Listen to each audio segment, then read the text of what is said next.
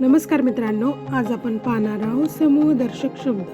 समूहदर्शक शब्द म्हणजे एकापेक्षा जास्त वस्तू, घटक यांना दर्शविण्यासाठी ज्या शब्दांचा उपयोग होतो त्या शब्दांना समूहदर्शक शब्द असे म्हणतात. तर चला पाहूया आपण कोणते कोणते शब्द आहेत ते. आंब्यांच्या झाडांची राई, करवंदांची जाळी, किल्ल्यांचा किंवा चाव्यांचा जुडगा, केसांची बट किंवा जट, खेळाडूंचा संघ, गवताची गंजी किंवा पेंढी, गुरांचा कळप, जहाजांचा काफिला, ताऱ्यांचा पुंजका, दुर्वाची जुडी, नाण्यांची चळत, नोटांचे पुडके, प्रवासांची झुंबड, पाठ्यपुस्तकांचा संच, पोत्यांची थापी, फुलझाडांचा ताटवा, बांबूचे बेट, मडक्यांची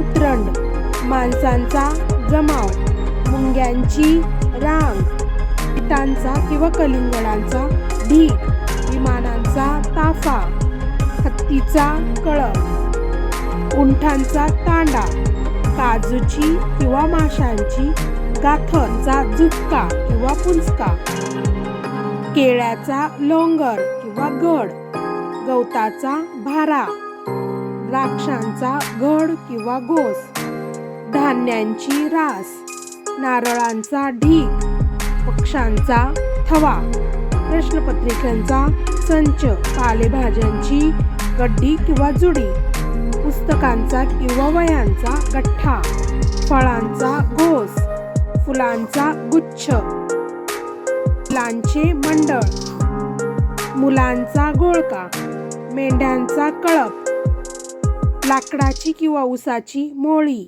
वाद्यांचा वृंद, विद्यार्थ्यांचा गट, वेलींचा कुंज, सैनिकांचे पथक किंवा पलटण किंवा तुकडी, हरिणांचा कळप.